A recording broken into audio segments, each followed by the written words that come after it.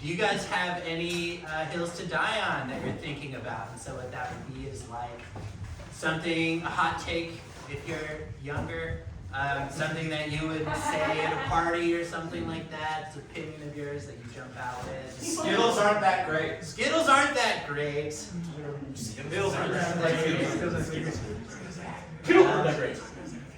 Skittles, by the end of the bag, are you still telling yourself you're excited that you bought those Skittles? It's kind of a lot of Skittles. And could they really be that great if excess is like 40 Skittles? I'm not sure. They're just not that great. They're fruit-based, but like if you point to one Skittle, can you identify the fruit? And I don't want the yellow ones anymore. Why is it always the yellow ones? I don't want the yellow. I want like the red or the green or something really good. And you always end up with the wrong amount. And it's frustrating. Or you get to the store and they only have like the tropical flavor version. And you're like, what the heck is this? And definitely if you're doing trick-or-treating, you're not going to get the right kind of Skittles. If you're going to get any at all, you're going to get like budget Skittles or Smarties or one of those like weird low-effort candies. And, you know, but the thing with Skittles is that this country has had M&Ms since the time of the Great Wars. We were sending M&Ms with our boys to protect democracy across the world. And then at some point, somebody said, that candy looks good. Let's make another identical candy that is sour instead. I imagine for the first 5 years of Skittles being out, nobody knew what they were. You took a bag, took a big bite, and you're like, oh, great, some M&Ms. Ah, I'm dying, my teeth hurt so bad. We wouldn't accept that from any other candy. So some people think Skittles are sour? The regular candy Skittles in the red package are sour. Yes, some people do think Skittles are sour. Some people have teeth that are very sensitive to sugar. So whenever you bite into a Skittle, it makes that same look on your face that a normal sour candy would. I'm gonna wager that these people couldn't handle a jawbreaker. They're not like children born in the 80s, born with strong teeth that could just handle the waiting game of a giant jawbreaker that you would. That's the thing about jawbreakers, they haven't really changed at all in all of history. And Skittles, they just keep iterating. They make the double sour Skittles, known by most people as sour Skittles. They make like whole bags that like don't have yellow in them. If you hate the yellow ones, they make the ones that are special orange and black, probably, I assume. I haven't been to a candy store in a while, but if you keep exploring with these Skittle ideas, flavors shouldn't be based off of color. When you base things off color, it's a slippery slope. Yellow shouldn't be the sour one. I don't even remember, I haven't eaten this such candy in such a long time. You know, purple isn't always great. Purple could be licorice if you're really fucked up. I'm not a fan of licorice, and I'm also colorblind, so I make that mistake often. It's not a fun combination. And Skittles really aren't that great, especially if you're colorblind, like me. And it's not just the reds and the greens, it's like pinks and grays, and it's weird and it's fucked up. And I just want everything to be the same color, like chocolate, except for white chocolate. Equal rights for people who are colorblind. It's time they had the right to vote. What are we They can't read the ballots right. They don't know how it works. They don't know how anything works. You can't see. Being colorblind is the biggest disability you can have in this country today. For example, I wouldn't say that. I have other disabilities too that are worse. My allergies aren't great. And really, I mean, would you call that a disability? You would if you were in my shoes. It's definitely not a lot of fun, but it's worse. As someone who's not colorblind, let me tell you, he maybe he can taste the rainbow, but he can't see the rainbow. So this man, even though he thinks it's not so bad, he's really never known the truth. He's never cried after a long rain and just valued the beautiful prism that's going through the sky. I've cried after a long rain.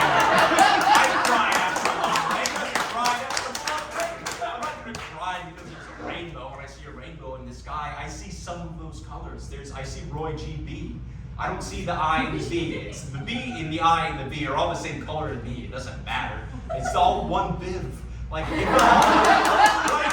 while we're talking about colorblindness, as another colorblind man, I want to say say, stop telling us to get those stupid glasses that fix it. We're tired of hearing it. We know that they exist. You're not the first person to present this new piece of technology to us. It's just that it's not that important. I'm not going to spend $400 on a replacement pair of glasses that don't turn into sunglasses that help me see the biv in rainbows. It's not that big of a deal. You're not changing my life. This is a genuine rant. If any of you presents to me the idea of wearing these colorblind glasses again, I don't know what I'll do. We're just worried.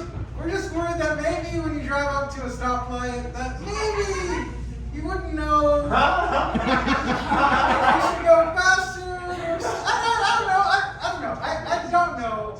I just thought maybe a pair of glasses for someone might make life a little bit better. I mean, maybe you're already wearing glasses, maybe not. But I just want to help out, you know? I just want to help out everybody. And I feel like this is just a cause that doesn't get a lot of time. You know who needs a lot of help? You know who's the most discriminated group of colorblind people on the planet? Leprechauns. Imagine being born a mythical Irish fairy designed to make people answer riddles to get gold or something. But you can't see colors. You can't go to work every day. Your job is predetermined by your genetics. You're a mystical fairy. You're not allowed to do anything else. But now you're colorblind and you can't go up a rainbow? The only rate of suicide that's higher is that of colorblind leprechauns. Speaking of leprechauns, I think it's really interesting that the most delicious candy, little marshmallows and Lucky Charms, is paired with the most disgusting grain that looks like cat food. You have marshmallows and cat food. Yeah, you give it to kids. What are we gonna do? We're gonna eat all the marshmallows and then drink the milk and dump the cat food in the garbage disposal. We need to get back to basics. If we just gave people only the cat food, they wouldn't complain so much. If we gave people a bag with 10 M&Ms in it that were just each one of the colors, and then I guess 4 other ones, then people wouldn't complain about having too many Skittles. Maybe then Skittles would be great. Maybe then we'd love Skittles. It's just that we don't. It's time! I think that candy should be a staple food group. Just be Biv. I'm gonna make a global nonprofit.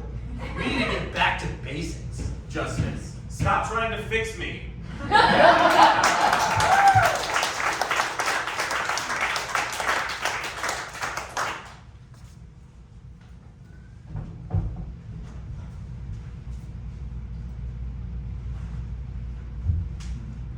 ready? I think so, Paul. I'm not sure though. It's gonna be fine. It's Austin. None of the hills are crazy. We can handle any hike. I'm gotta be honest with you. Paul, I know we're just work friends. So exchanging personal information is not something you should do unless it's important. Well, can we rewind?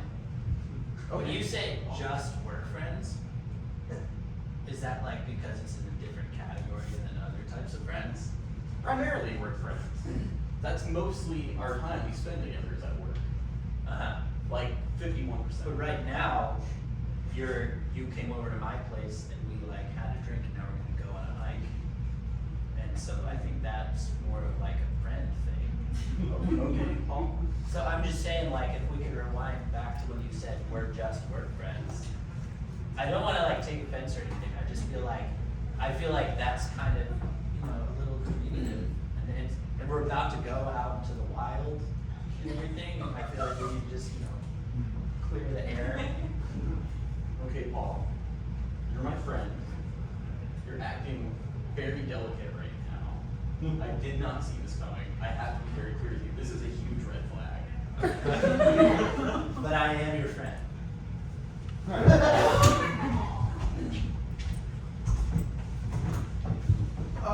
Dave, Yes, Steve.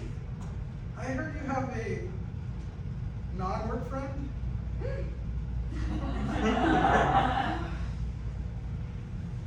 It's new.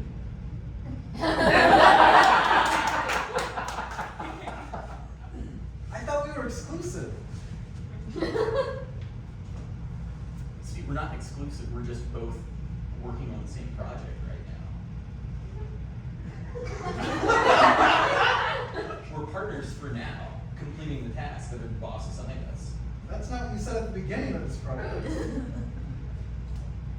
I said I'm so glad to work with you. You're gonna be like the best work friend ever, but I said this was like a lifetime project, so I thought. I thought you said project of a lifetime. I said lifetime project! This is due Friday. You know, just like the idea, like we're working on the cloud, man. I just feel so foolish. Steve, I'm gonna be really honest with you right now. Everyone at this company is really codependent. Can you come in my office for me? Yes, sir. Well, I've been hearing talks of workplace drama, and I consider myself primarily your work boss. I like to think of myself as your boss outside of work too, but obviously more in work than outside of work. Regardless, this is an issue that's come from a lot of people down on the floor. They say that you're playing them, that you seem to be trying to get in and then get out. You know, I like to consider this company a family of friends and work friends. Alex, this job has changed my life. But I was on the street before this. I was by the dishwasher. I was crashing on my friends' couches. I had nothing. I'm salaried now. I have insurance. This job means everything to me. And then why are you screwing it up? All right.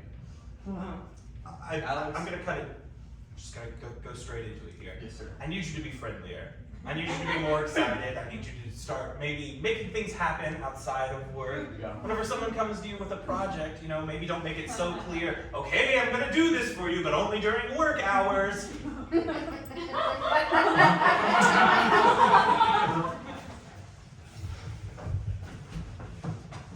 Look, Alex, ever since you got a job as that extra on the zombie show, I don't know what it's actually called. I don't care. I just feel like it's impacting your work ethic here at my dojo. Well, you know, there's a stage combat component to being a zombie. Maybe you don't know because you're not in the business like I am. You know, you think you're so tough? Yes! I'm your sensei! I think I'm pretty tough. I know karate. I've gone to green belt and back. All right. I was on the show. I've been working on the show.